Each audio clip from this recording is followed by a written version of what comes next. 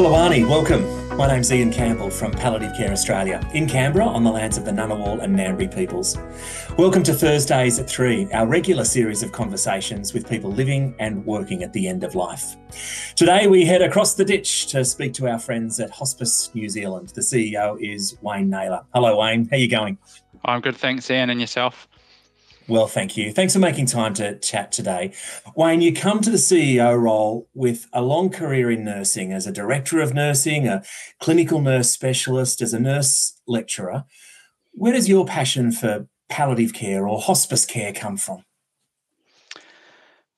Yeah, it's actually a really interesting question, and sort of a funny part of my whole nursing career. I've never been a person to plan out my career, but I've had a lot of great opportunities.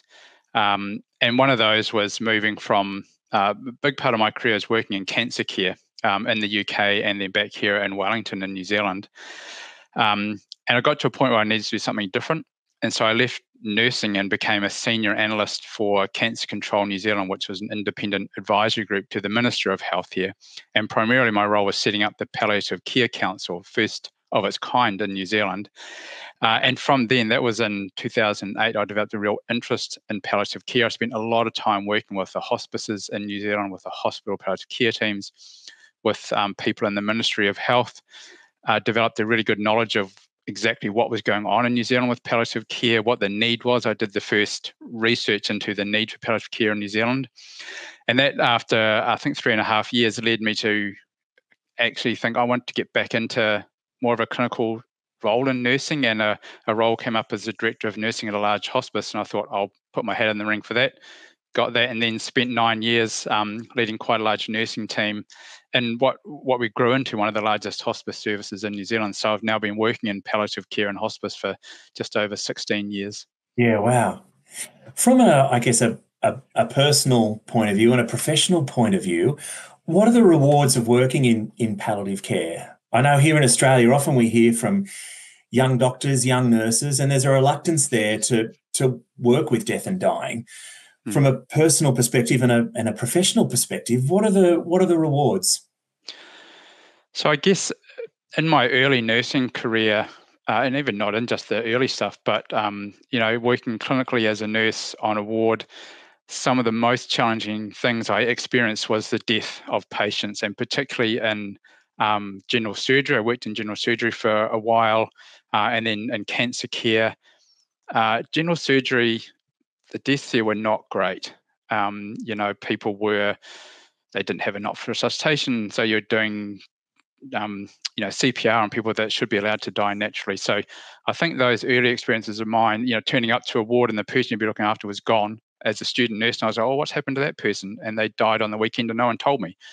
Mm-hmm. And so in palliative care, it's so completely different because it's something we acknowledge that people are going to die, so poorly talked about and managed just in the wider community. And we don't talk about death and dying. It's something you do every day in palliative care. So just that change to recognise we are all mortal, we're all going to die, and when I die, I hope that I have really good palliative care, because it can make such a big difference to that journey. It's not a sudden and unexpected thing if you're under a hospice or a palliative care service.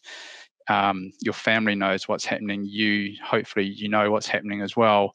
You have a plan for things. You've got people who can manage symptoms, problems, psychosocial issues. And in New Zealand, and it'll be similar in Australia, the cultural issues. So it's just quite different. And my experience of working with like student doctors, student nurses, even now in New Zealand, we have paramedicine students coming in to spend time in hospice. They go away from with a completely different view of what medicine or nursing or any health profession can be like, because I think palliative care brings you right back down to the basics and the very heart of why people get into health in the first place. Wayne, tell us about Hospice New Zealand and the work of Hospice New Zealand. So Hospice New Zealand is the national membership organisation for hospices in New Zealand. We have 32 independent hospice services, ranging in size from very tiny, mostly volunteer services to large independent hospices. So our role is to work for and on behalf of our member hospices. So we run national projects for them. A couple of examples are we've been working over the last 2 years to create a national data infrastructure so that hospices can provide patient level data, cost data, service component delivery data, staffing FTE data. So we can, well, it's almost there to generate a very in-depth picture of what's going on for hospice care in New Zealand. No other health service or sector in our country can do that. We've been working with a group of hospice CEOs on a new funding model for hospices because, like in many other countries, unfortunately the UK at the moment, hospice funding in New Zealand is not fully funded. About half of the cost of hospices comes from government. The other half is from community fundraising, donations, and our retail shops. So we've been working on a new model of funding that we are hoping to roll out with hospices and to government soon. We also develop education programs that hospices deliver, like fundamentals of palliative care, foundations of spiritual care, syringe driver training. Many other health providers use those programs, so particularly in aged care, primary care, and in some hospitals and home and community health. We develop resources like a carer's guide. So we develop a guide for carers who are looking after a family member. That's available through all the hospices around New Zealand. And yeah, so I guess the other stuff we do is advocacy, awareness raising. So we're based in Wellington, the capital city of New Zealand, where our government sits. So we have fairly ready access to MPs when you can get in through the front door. So that's part of our role as well, to go to meet with MPs, to meet with the health agencies. That's Health New Zealand and the Ministry of Health, Cancer Control Agency. So a big part of our role is that. And raising visibility of hospice care in New Zealand as well. We support hospices with a national Hospice Awareness Week around about the same time that you guys run your National Week.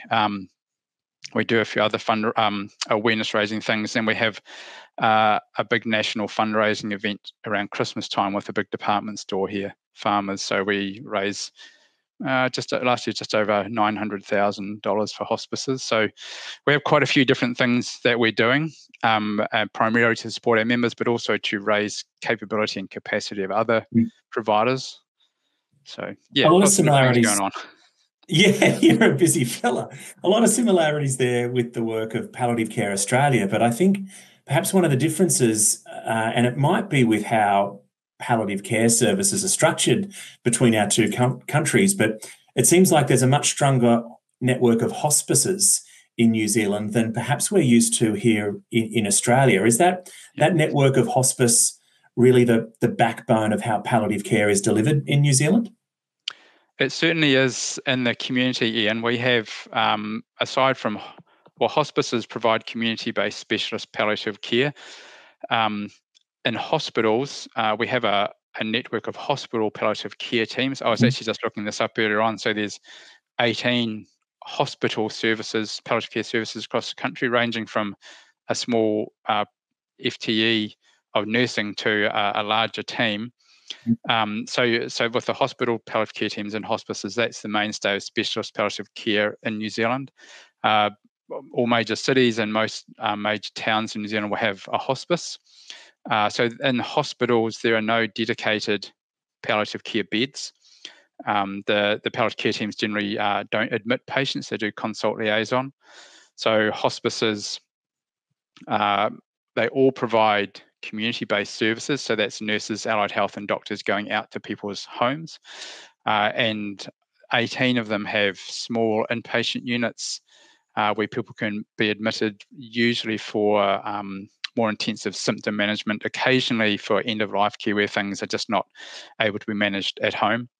And hospices also provide a lot of education to aged care, primary care, and in some cases they reach into hospitals as well, and also doing consult liaison for community-based providers as well.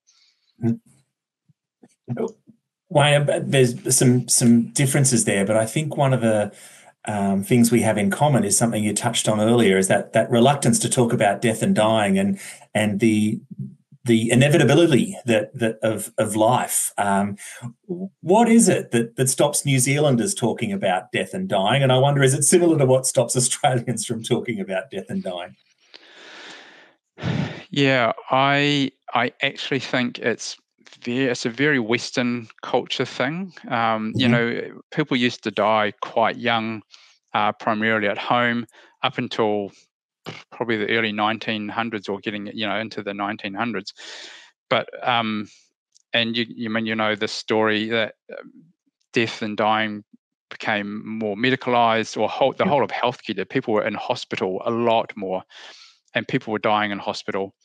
Um, and those people kind of got pushed to the end of the corridor. So as Yeah. medical care got better, the idea of people dying became something that we're trying to fight against.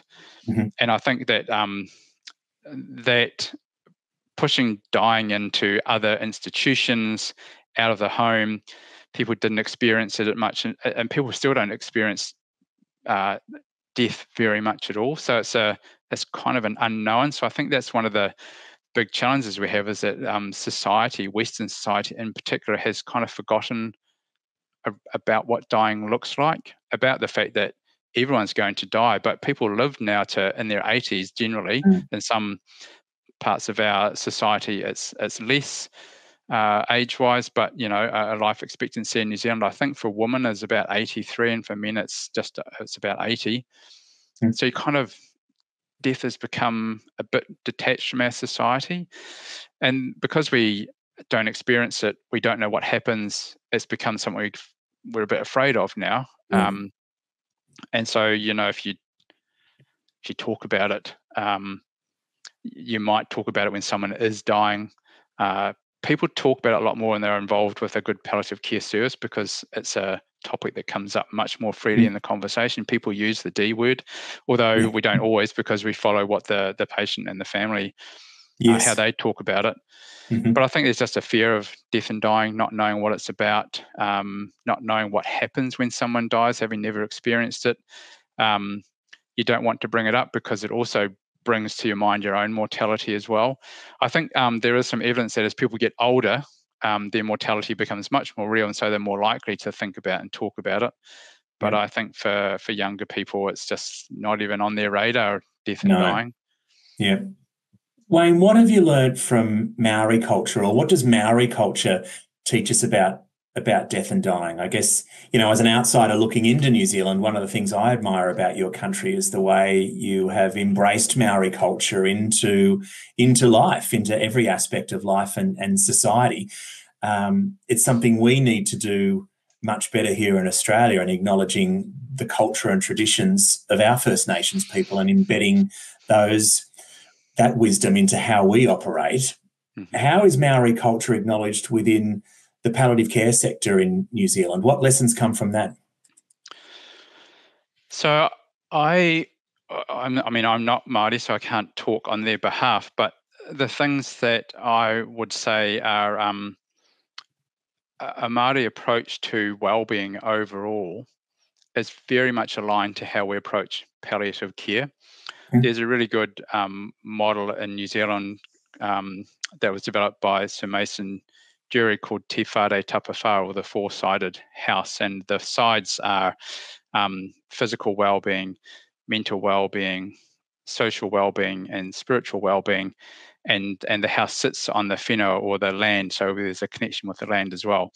So it's very much the model that is promoted in palliative care and by hospices, and in fact it's kind of used by our health system. So a Māori way of being in wellness is actually quite aligned to how we would like to deliver our palliative care services. I think New Zealand often looks great, but we do have work to do still, and because there's still a lot of inequity that is present for Māori, especially if you're Māori and you live rurally. And in New Zealand, and it's the same, and probably worse actually in Australia, because you have such rural, remote areas. But our rural and more remote areas struggle with any kind of health service, and so hospice reach can be a challenge there as well. And a lot of Māori live rurally, so it kind of doubles the inequity there. But certainly in the areas of spirituality, it's really important for Māori, and I think that's helped us understand that spirituality is really important for everybody. Mm.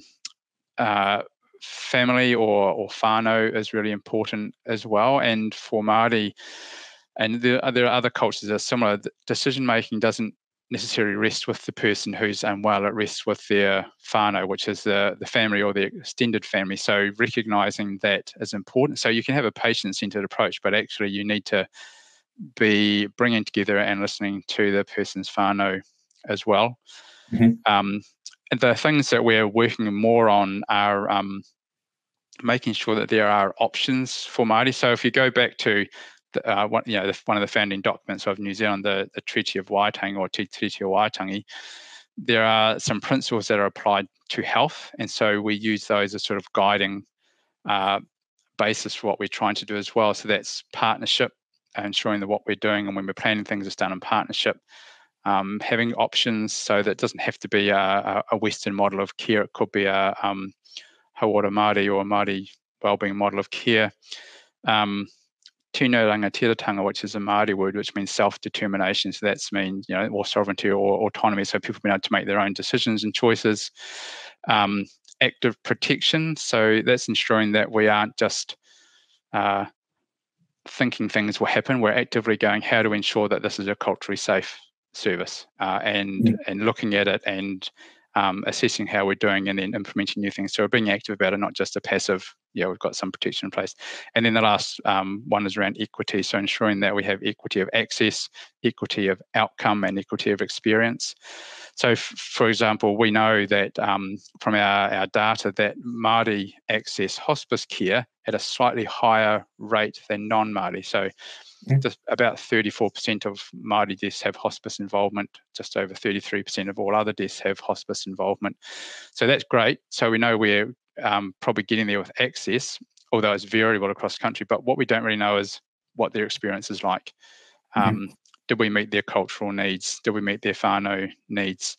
So, more work to do there, but a lot that we have learned and are taking forward based on Māori cultural approaches. When you point to that, I guess, need to better understand the experience that people have within that hospice network, is that where your Dying Reviews campaign comes from? Tell us about that campaign, the Dying Reviews campaign that Hospice New Zealand's been running, and what you're hoping to learn, what you are learning through that. Yeah, so this is an interesting campaign, and it's something that we've never done before. So it's we're testing it out. So where we started from was, how do we get people to talk about and understand hospice better? And we were fortunate to be approached by a large creative company in New Zealand who wanted to work with us on a project pro bono. So it was a really good opportunity. So we said to them, this is what our problem is. We want to make hospice more visible so that people will talk about it and support it. So they went away, their creative team thought about that problem, and they came back and said, well, we think that if you want people to talk about and understand hospice, you first of all have to get people comfortable talking about death and dying, because if they don't talk about death and dying, they're probably not going to want to talk about hospice. So through a few iterations, we came up with the idea of Dying Reviews, which is essentially kind of based on a Google review type approach, but asking people who are living with a terminal illness or their carers, their family carers, what's it like living while you're dying in New Zealand society? What are the things that work great? What are the things that don't work very well? And what are the things that are actually pretty ugly? And this is about your everyday interactions with companies, organizations, businesses, health providers, schools. So it's a way of getting the voice of people who are dying more out into the community. So we have a very simple website, dyingreviews.org. People can go on, put in a little bit of demographic information, pick an area that they want to write a review on, give it a star rating, and then write a short review. We've had over 300 so far. We'd like to get a lot more. And quite a few from family caregivers. So we also want to try and boost the number of people who are living with a terminal illness, because theirs is the voice that we really don't get to hear very often.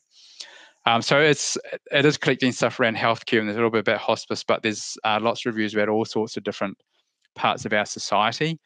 And I can tell you that the places are, and actually one area that's really interesting that is being rated as quite poor is, I think my comms manager called it deathmin, or death administration.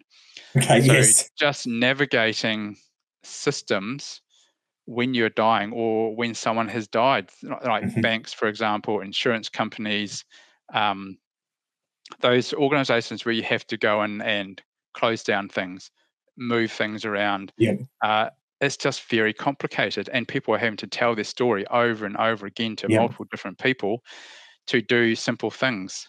Well, you would think they're simple, but they're actually not.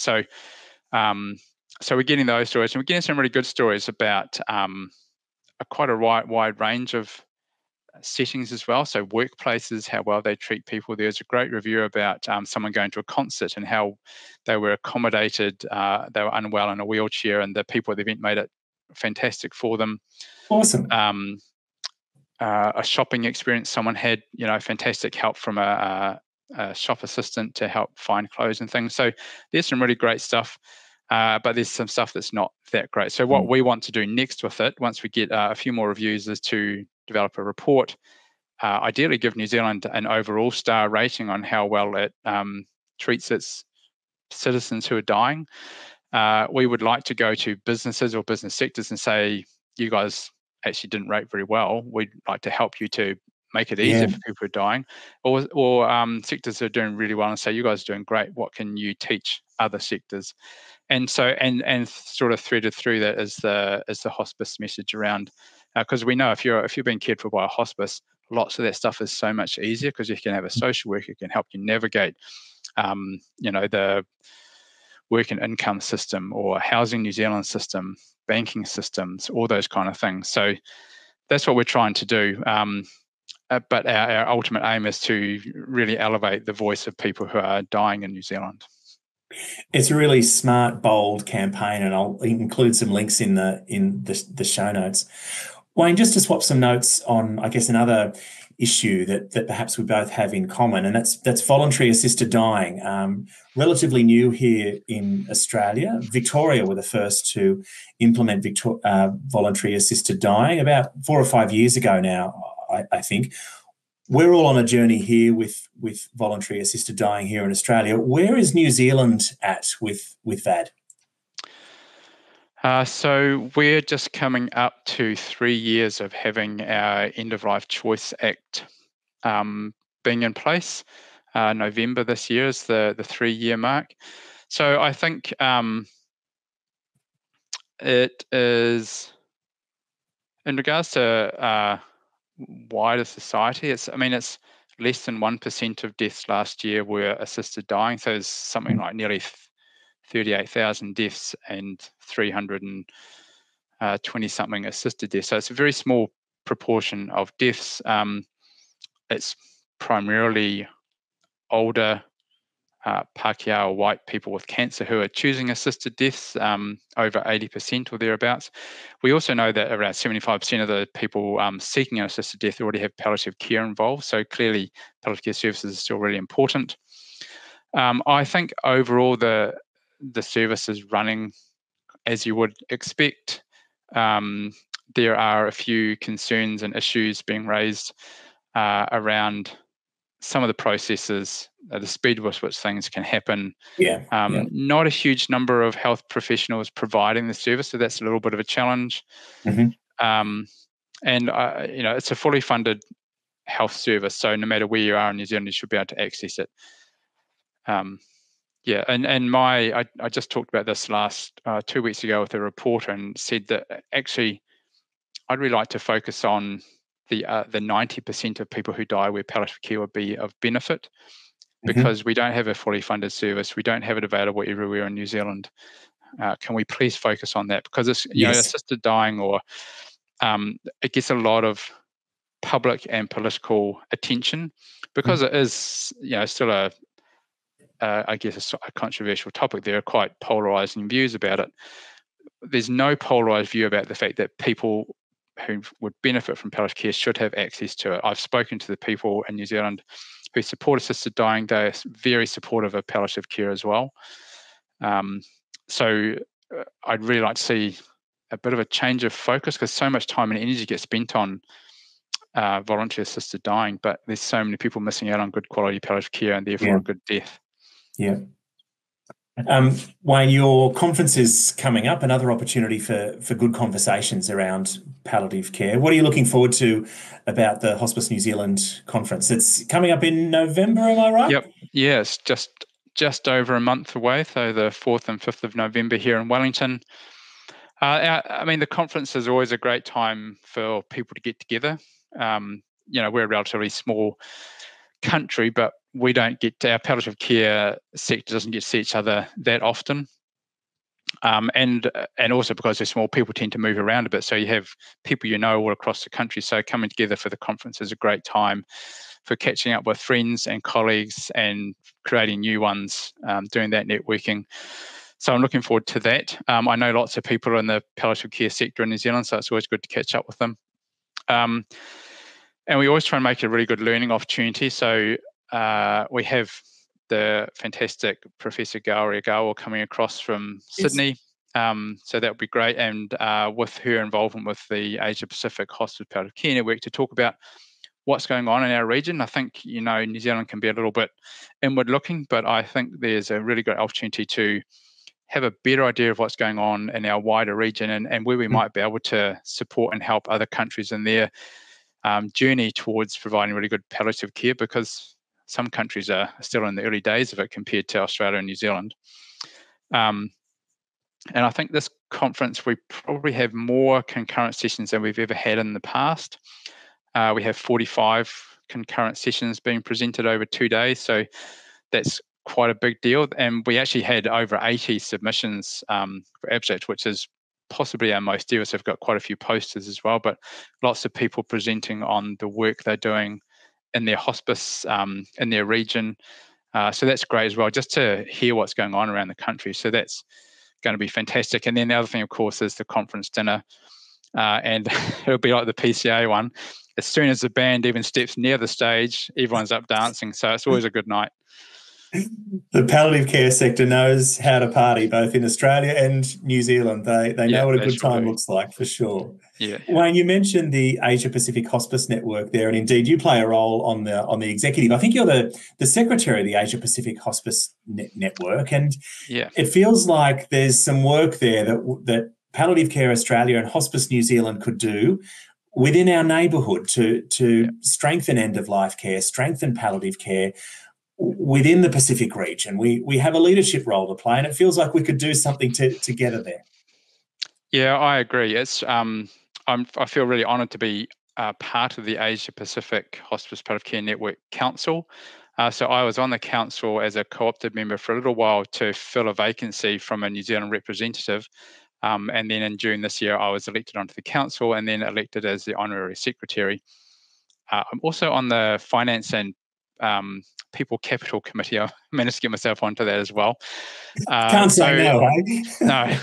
No. So it's a really, I'm finding it really interesting, just learning a whole lot more about what's going on across our region, because it's actually a really big region when you think about it. New Zealand, Australia is kind of down the bottom here, but you've got all of these countries from, India, Pakistan, China, Malaysia, Japan, Korea, countries that I've never really had anything to do with in the past, and now learning more about their health systems and particularly their journeys into palliative care. And some of those countries are really advanced in their palliative care like we are, but some of them are very early in their journey.